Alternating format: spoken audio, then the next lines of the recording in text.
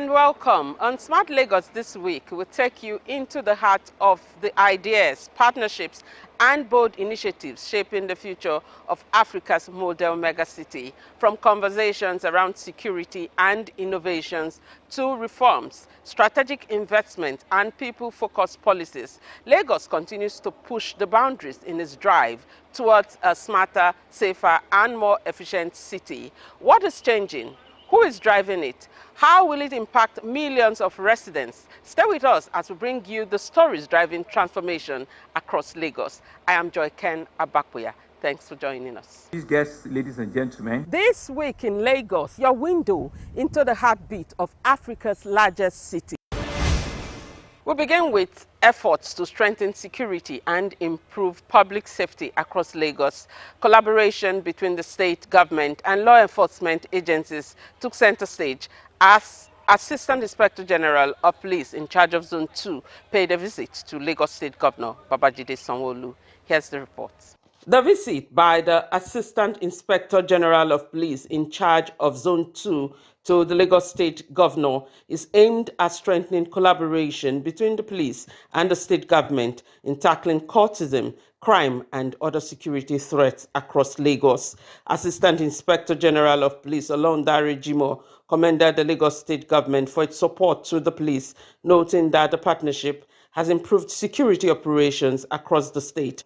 The AIG assured residents of improved security through strengthened policing strategies. I've equally directed that no case whatsoever, how the magnitude of the case should be transferred from Lagos State Police Command to the zone. Commissioner of Police should be able to handle virtually all the matters that are before them. I believe in strong command, and once we have strong command, all the security challenges will fizzle out, and that is what I've been doing.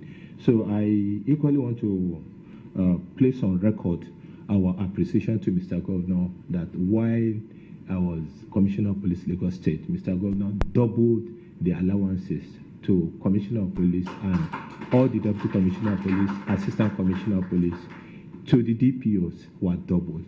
And this doesn't happen in like so many years. So officers and men that are here are equally very happy about that. Governor Babajide Sanwo-Olu reaffirmed his administration's commitment to supporting the police and other security agencies to enhance safety and maintain law and order in the state. The governor commended security operatives for their efforts in protecting lives and property while calling for sustained action against security challenges. As the head of the zone, we know that you have joint responsibility of the two states. And we say that it's like a borderless, state. So we know what the issues are.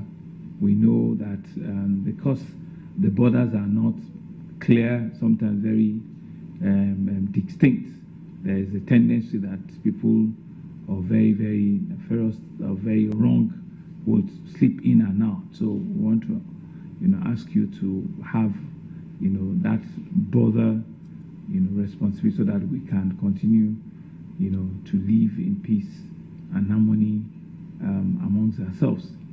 I want to also thank you for the additional divisional, police stations that you've identified and you've rolled out for us. I'm sure they will also be well equipped, they will all be well staffed, so that the people in those communities can feel the impact. The meeting also provided an opportunity for both parties to reaffirm their commitment to sustaining collaboration towards ensuring the safety of lives and property in Lagos State. Distinguished guests, ladies and gentlemen. This week in Lagos, your window into the heartbeat of Africa's largest city. Away from security, the Lagos State government, through its various ministries, has been reeling out its scorecard over the past year. We begin with transportation, where the government says technology and innovation remain critical tools in improving traffic management and transportation across the state. Details in our next report. For decades, enforcing traffic laws in Lagos has been a battle of numbers. Too many roads, too many vehicles, and too few officers. But figures released at this year's ministerial media briefing suggests that narrative is beginning to change. Commissioner for Transportation Oluwaseun Osiyemi says automated number plate recognition cameras deployed across the state captured more than 737 traffic violations within 1 year. More than 16,000 vehicles were impounded, while over 1 million roadworthiness certificates were issued, as the state intensifies efforts to enforce vehicle safety compliance. Good road is synonymous to less traffic or no traffic. So most times you see transportation would collaborate or work with Ministry of Works to ensure that we give them the traffic management plan for road construction. In essence, transportation is not in charge of road construction, but we provide traffic management assistance to ensure that the flow of work goes well. Why did I use that as an example? Yes, we are bringing in CNG buses. Yes, we know there's a need for the CNG stations, but we have an agency, the Ibile Holdings. They are the ones doing this in collaboration with Lagos, with Ministry of Transportation. And I can tell you readily there are about 17 stations already and more growing. I can share the list of those stations with you where you can get the CNG. Of course, a lot of it is in collaboration with existing stations, but there are Ibile-owned stations also in Lagos State. I can share all of that with you after this meeting. Now, Lagos wants to go further. The state is working with the Federal Road Safety Corps to introduce a Lagos-specific driver's license, a move designed to address gaps in license processing and integrate drivers more effectively into a digital transport system. So we're also using this opportunity for people to use not just the road, let's use our waterways, let's use also the train, which is why Lagos State is investing so much in terms of bringing trains down, in terms of improving the waterways, so we can also give people a good experience and encourage them to go on the waterways. Yes, we know that the moment we can get that achieved, if you look at the data that we have 90 to 95% of people transporting, they use the road. Waterways carries less than 2% as we speak today. That is mind-boggling. Even the train is maybe about 4-5%. But the more coaches we get, I just shared a number that we've put 3.5 million people on one corridor, which is Marina to Mile 2. You can imagine if that goes around the state. The state government is also developing a new transport policy roadmap, a document expected to shape how millions of Lagos residents move around the city through to 2050. Distinguished guests, ladies and gentlemen. This week in Lagos, your window into the heartbeat of Africa's largest city. Healthcare delivery has also remained a major priority for the administration, with renewed focus on funding, infrastructure, and access to quality medical services. Here's the report. Commissioner for Health, Professor Akin Abayomi, while presenting the scorecard of the state's health ministry over the past 7 years, said the Lagos state government is driving reforms through mandatory health insurance and stronger collaboration with private health providers. He explained that the initiative is aimed at easing pressure on government funding and building a more sustainable healthcare system capable of meeting the needs of the state's growing population. The commissioner disclosed that Governor Babajide Sanwo-Olu had already approved compulsory health insurance for all residents, with implementation gradually taking effect across ministries, departments, and agencies. That really is the instrument through which we want to achieve healthcare financial reforms. We hope to be able to take our insured in Lagos up to about 50% over the next 10 years. Professor Abayomi also stated that Lagos is positioning itself as a leading healthcare destination in Africa through investments in specialist care, improved health infrastructure, and stronger primary healthcare services. We want to be able to build modern health facilities for Lagosians.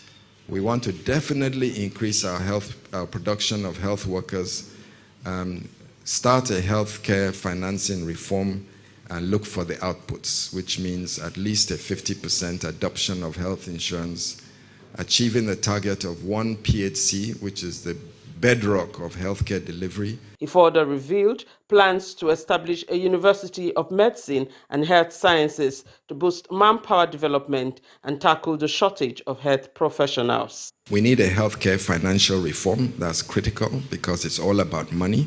We need to improve the working conditions of our healthcare professionals. We need to improve the living conditions of our professionals and facilitate the return of those that have already drained out of the country. Special Advisor to the Governor on Health, Dr. Kemi Oguyemi, reaffirmed government's commitment to patient safety and urged residents to patronize only health care facilities accredited by HEFAMA. So please, I will say this. If you do not see the sign of HEFAMA saying we have accredited it, don't use that facility. Ask us. We can tell you straight away. If you feel if there's one that has the sign, but they're not up to standard, tell us. So we rely on you as well to help us do our job efficiently. The ministerial briefing forms part of activities commemorating the 7th anniversary of the administration of Governor Babajide Sanwo-Olu. Distinguished guests, ladies and gentlemen. This week in Lagos, your window into the heartbeat of Africa's largest city. In the education sector, the state government says ongoing reforms are designed to position tertiary institutions for global relevance and improve learning outcomes. Let's see it. The Lagos state government is intensifying efforts to improve tertiary education through international partnerships, digital infrastructure, and enhanced student welfare across state-owned institutions. Commissioner for Tertiary Education, Tolani Sule, disclosed this at a media briefing commemorating the second-term anniversary of Governor Babajide Sanwo-Olu. He noted that the state has strengthened collaborations with institutions in the United States, United Kingdom, and Malaysia to improve academic standards and global competitiveness. The partnership seeks to improve the quality and competitiveness of all graduates in the state by focusing on infrastructure and security, curriculum development, and welfare, that is strengthening the support system and training of both students and staff.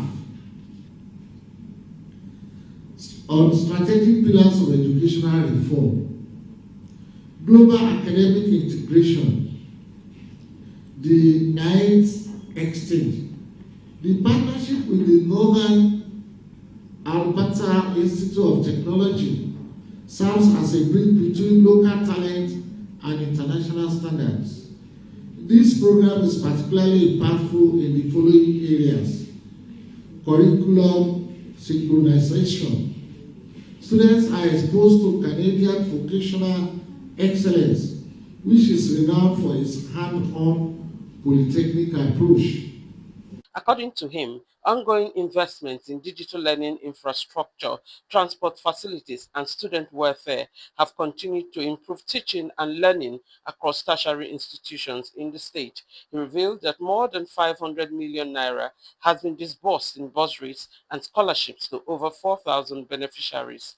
We are collaborating with Samsung, collaborating with MTN and some other tech-related industries.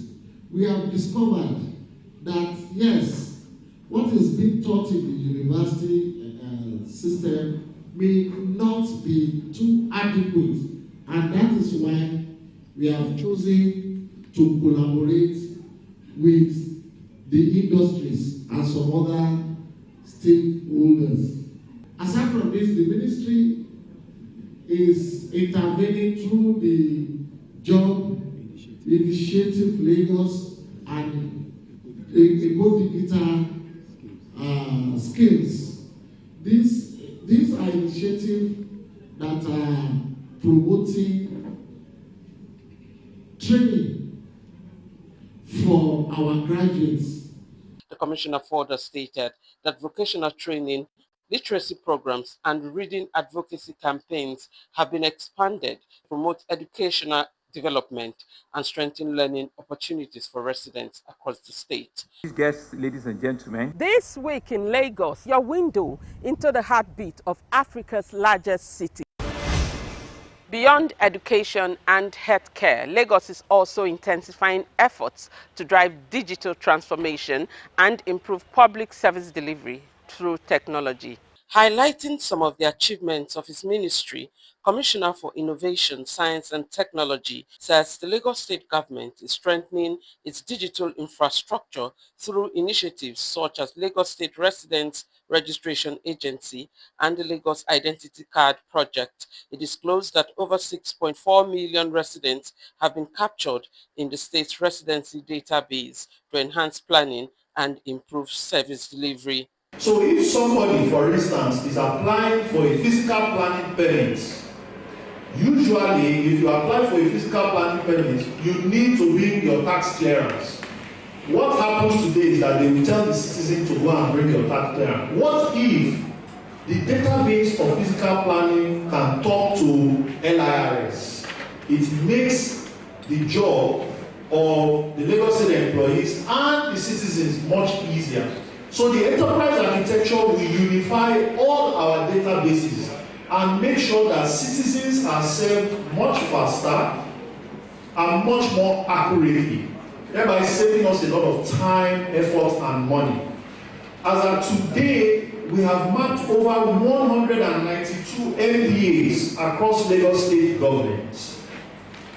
We have implemented unifying standards across all databases, which means that all of our databases must be able to speak the same language. The Commissioner explained that the state's e-governance and safe city initiatives are enhancing transparency, public service delivery, and digital traffic enforcement, with over 737,000 traffic violations recorded so far. We have the red light cameras, we have the auto number plate recognition system. We also have the e-police system, that's the lane change systems that have been installed, and of course the registration violation systems. That's the systems that record whether you are on top of your vehicle registrations or your roadworthiness and things like that. What we have seen is that in the areas where this technology has been deployed, there is more than 50% better traffic behavior in those areas. And this is testament to the technology that has been deployed through our office. About 3,000 kilometers of fiber optic infrastructure have been deployed across parts of Lagos, with plans for further expansion through private sector collaboration. Guests, ladies and gentlemen. This week in Lagos, your window into the heartbeat of Africa's largest city.